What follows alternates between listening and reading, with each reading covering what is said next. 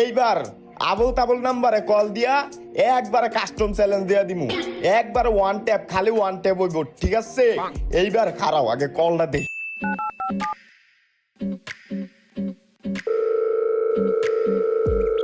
Hello, আসসালামু আলাইকুম। কে? রে মাইয়া দূরছে দিয়ে কলটা। কেডা রইতো? আমি আমি আমি মানে? আমিটা কে? আমি ডাবার কেডা হইব? আমি মানে তো আমি নিজে। আজব ব্যাপার তো।